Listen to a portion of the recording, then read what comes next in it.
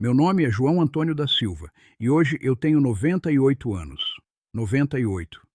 Quando falo esse número em voz alta, ainda me surpreendo. Fico olhando para as minhas mãos com todas as marcas que o tempo deixou e penso em tudo o que essas mãos tocaram, carregaram, afastaram e às vezes soltaram quando não deveriam. Mas é justamente por isso que estou aqui, contando essa história. Não porque sou um homem especial, sou muito longe disso. Estou aqui porque aprendi coisas que demorei demais para entender e não quero que você demore tanto quanto eu. Nasci em 1928, no bairro do Cordeiro, ali mesmo em Recife, Pernambuco. Cidade quente, barulhenta, cheia de vida e de contradições, exatamente como eu. Minha mãe se chamava Benedita e meu pai, Severino. Pessoas simples, que não tinham muito, mas que me ensinaram o valor do esforço com a vida que levavam, sem precisar dizer uma só palavra sobre isso. Quando eu tinha 19 anos, comecei a trabalhar numa pequena mercearia no bairro de Santo Antônio. Era o senhor Raimundo quem mandava ali, um homem gordo, severo e justo, que me ensinou mais sobre gente do que qualquer livro poderia ter feito. Naquela mercearia, eu via o mundo desfilar na minha frente. Via a senhora que comprava arroz parcelado porque o marido estava sem trabalho. Via o rapaz que chegava sempre na sexta com o olho brilhando de esperança, como se o fim de semana fosse salvar alguma coisa que já estava se perdendo durante a semana. Via crianças que vinham comprar balas com moedas suadas na mão e eu entendia, mesmo sem saber explicar direito, que aquelas cenas todas contavam uma história muito maior do que qualquer conversa de balcão. Foi nesse mesmo balcão que eu conheci Maria. Ela entrou numa tarde de março de 1952, com um vestido florido e um jeito de andar que parecia que o chão tinha sorte de receber os seus passos. Veio comprar farinha e feijão, mas saiu com o meu coração no bolso, e acho que ela sabia muito bem o que tinha feito. Maria era de família nordestina, criada com rigor e afeto ao mesmo tempo, daquele jeito que só o interior de Pernambuco sabe fazer. Nos casamos 2 anos depois, em 54, numa cerimônia pequena, mas cheia de alegria, e começamos a construir a nossa vida juntos ali mesmo em Recife. Durante os primeiros anos de casamento, eu achava que bastava trabalhar, sustentar a casa e cumprir com as minhas obrigações. Achava que amor era isso, que presença física era o mesmo que presença real, que trazer o pão para a mesa era uma forma de dizer eu te amo, mesmo sem pronunciar as palavras. Mas eu estava muito enganado, e essa ilusão foi me custando caro aos poucos, sem que eu percebesse. O problema de certas crenças é justamente esse. Elas se parecem tanto com verdade que a gente nunca para questioná-las. Maria tentava conversar e eu respondia com silêncio. Não porque fosse um homem cruel, mas porque havia crescido numa casa onde os sentimentos ficavam trancados, onde demonstrar fraqueza era algo que um homem não devia fazer. Então eu guardava tudo, cada frustração, cada medo, cada insatisfação. Ia empilhando tudo dentro de mim como quem empilha caixas num depósito, achando que a estrutura ia aguentar para sempre. Mas estrutura nenhuma aguenta para sempre. Comecei a ter dores de cabeça que não passavam, problemas no estômago que os remédios não resolviam. O médico falava em nervo, em tensão, em precisar descansar. Eu ouvia, saía do consultório e voltava para o mesmo ciclo. Trabalho, silêncio, preocupação, mais silêncio. Foi só quando eu tinha 55 anos que algo mudou. Numa noite comum, Maria fez uma observação pequena sobre algo que eu tinha feito de forma diferente do que ela esperava. E eu, pela primeira vez na vida, abri a boca e disse o que pensava. Sem gritar, sem ofender, mas com clareza. Disse o que sentia. Esperava o pior. Esperava o conflito, a briga, o choro. Mas o que aconteceu foi um silêncio diferente de todos os outros. Um silêncio que respirava. E depois Maria me olhou e disse simplesmente que havia muito tempo que ela aguardava por aquela conversa, que ela também tinha coisas guardadas e que era hora de a gente aprender a falar de verdade. Naquela noite, algo dentro de mim foi embora.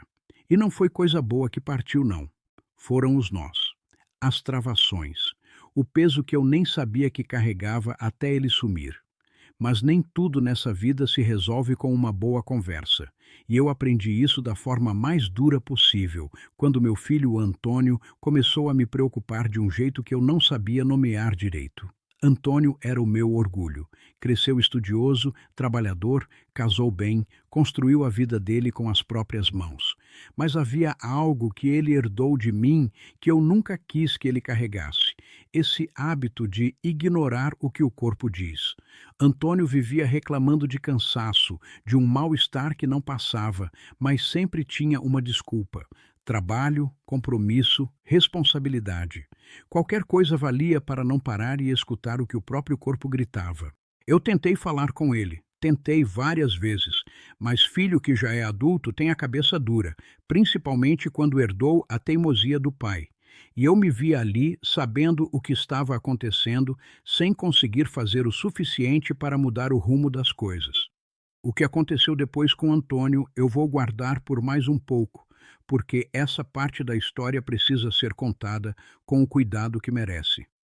O que posso dizer agora é que aquela situação me partiu por dentro de um jeito que mudou completamente a forma como eu passei a enxergar a vida. Me ensinou que o corpo fala e que a gente precisa aprender a escutar antes que ele precise gritar. Mas enquanto tudo isso acontecia com meu filho, havia uma outra sombra crescendo dentro da minha própria casa. Uma sombra que eu havia alimentado sem querer, durante anos.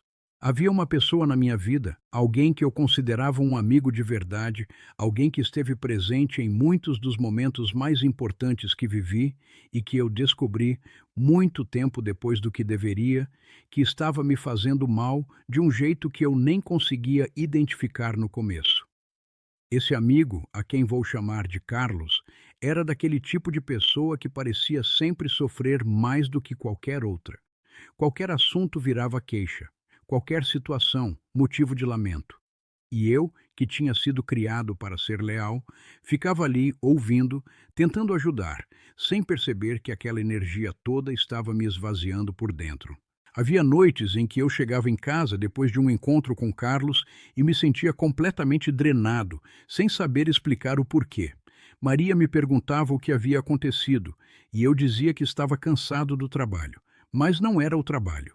Era esse vácuo que certas pessoas criam ao redor delas e que vai sugando a gente devagar, sem fazer barulho. Demorei demais para entender isso. E quando finalmente entendi, veio junto uma culpa que não foi fácil de carregar.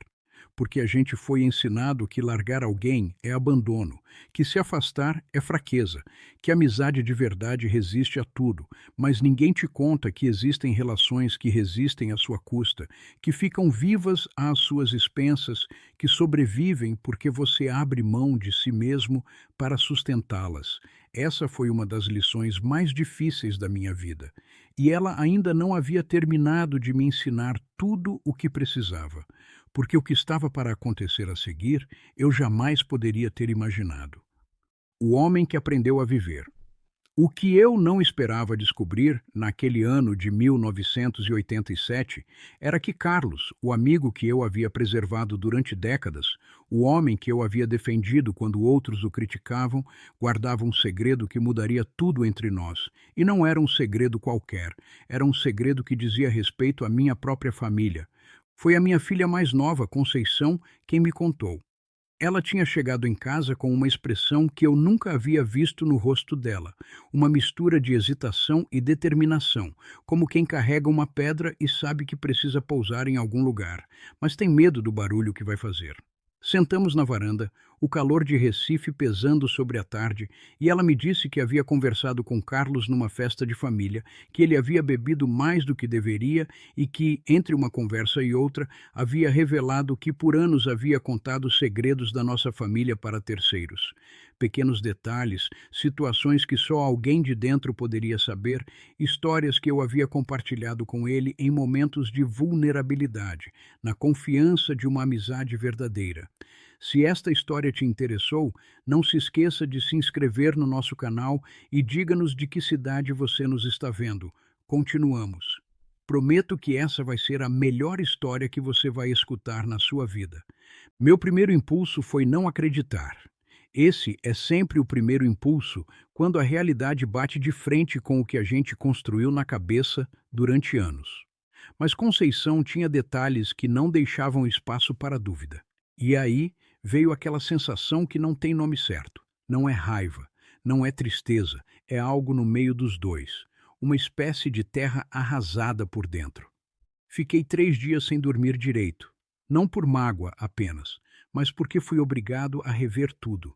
Cada conversa, cada momento de fraqueza que eu havia compartilhado, cada vez que eu tinha escolhido confiar. E me perguntei, com uma honestidade que doeu, o que eu havia ignorado ao longo de todos aqueles anos. Quais sinais eu havia preferido não ver, porque ver significava agir, e agir significava perder algo que eu achava que precisava. Foi nesse momento que entendi, de verdade, a diferença entre lealdade e cumplicidade com o próprio sofrimento. Confrontei Carlos. Foi uma conversa difícil, sem gritos, mas carregada de peso. Ele não negou tudo, mas tampouco assumiu com a inteireza que a situação exigia. E ali, olhando para ele, percebi que aquela amizade havia chegado ao seu fim não naquele dia, mas havia muito tempo. O que havia terminado naquele dia era apenas a minha insistência em fingir que ela ainda existia. Me afastei. E algo curioso aconteceu. Senti um alívio que eu não esperava, como se um barulho constante que eu havia aprendido a ignorar tivesse parado de uma vez, como se o silêncio que veio depois daquela separação fosse, pela primeira vez em muito tempo, um silêncio que descansava, mas a vida não me deu descanso por muito tempo. Logo em seguida, veio o que eu havia temido com Antônio. Meu filho foi diagnosticado com uma doença grave nos rins. Avançada, séria, daquelas que o médico fala com aquela voz pausada e pesada que a gente nunca quer ouvir. Ele havia ignorado o corpo por tanto tempo que, quando a situação ficou impossível de esconder, já havia se complicado demais. Fiquei ao lado dele em cada consulta, em cada procedimento. Segurei a sua mão quando ele teve medo e aprendi junto com ele uma lição que nenhum dos dois havia entendido antes. O corpo não é nosso adversário. Ele tenta nos avisar. O problema é que a gente foi ensinado a empurrar para frente, a aguentar, a não reclamar. E essa cultura do esforço sem limite pode ser muito bonita no papel, mas dentro de um hospital ela não salva ninguém. Antônio passou por um tratamento longo e difícil. Houve momentos em que eu duvidei, em que o medo me tomava de uma forma que eu precisava sair do quarto para não deixar ele me ver assim. Mas ele era forte, do jeito que a gente não sabe que é forte até que precisa ser. E com o tempo, com cuidado, com escuta e com os médicos certos, ele foi encontrando o caminho de volta para si mesmo. Aquilo me transformou de um jeito que palavras mal conseguem dar conta. Maria já havia nos deixado há alguns anos quando tudo isso aconteceu. Partiu de forma tranquila, no sono, como ela sempre disse que queria partir. E eu me vi, pela primeira vez em décadas, completamente só. Não de um jeito ruim, não de início pelo menos, mas com aquela solidão que testa a gente, que pergunta quem você é quando não tem mais ninguém ao redor para te definir. Comecei a comprar coisas que não precisava, roupas novas, eletrodomésticos que ficavam na caixa, quinquilharias que enchiam a casa, mas não enchiam mais nada. Até que um dia, a Conceição me olhou e disse: "Pai, o senhor está comprando o que falta dentro do senhor lá fora." Ela tinha razão. E eu sabia que ela tinha razão porque doeu de um jeito que a verdade sempre dói. Parei com as compras. Comecei a ensinar. No bairro onde eu morava, havia crianças que chegavam à adolescência sem saber ler direito. Comecei a oferecer meu tempo numa escolinha comunitária do bairro do Zumbi dos Palmares, aqui em Recife. Ia 3 vezes por semana, sentava com essas crianças e ia devagar, do começo, letra por letra. E algo aconteceu que eu não esperava. Eu fui curado por elas. Pela atenção que elas me davam, pelo brilho no olho quando algo fazia sentido, pela alegria barulhenta de quem aprende e percebe que aprender é uma forma de liberdade. Aquilo me deu um propósito que nenhuma compra jamais poderia ter dado. E então veio a última grande lição, a que chegou mais tarde, mas que ficou mais funda. Quando eu tinha 70 anos, um amigo querido, Homem que sempre falava que ia viajar pelo Brasil, que ia aprender a tocar viola, que ia um dia fazer aquele retiro espiritual que tanto desejava, foi acometido por uma enfermidade súbita que o obrigou a ficar parado por um tempo muito longo. As viagens não aconteceram, a viola nunca foi comprada, o retiro ficou no plano. Fui visitá-lo várias vezes durante aquele período, e numa dessas visitas ele me olhou e disse: João, não deixa para depois o que pode ser agora. Não porque a vida seja curta, mas porque o depois é uma ilusão que a gente usa para se proteger do presente. Naquele mesmo mês, reservei uma viagem para o Pantanal.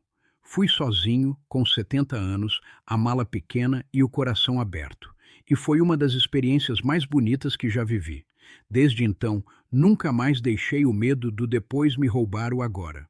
Hoje, com 98 anos, eu olho para a minha vida e não vejo perfeição.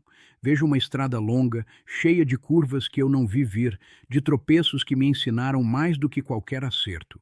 Vejo um homem que demorou para aprender a falar, para aprender a ouvir o próprio corpo, para entender quais relações o nutriam e quais o esvaziavam.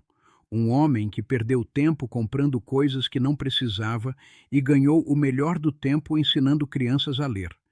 Se eu pudesse voltar atrás e me dizer uma coisa, seria essa: viva agora, cuide de você agora, fale o que precisa falar agora, afaste o que te drena agora. Não espere ter certeza, não espere o momento certo, não espere que a vida te dê permissão, porque a vida não pede licença para passar.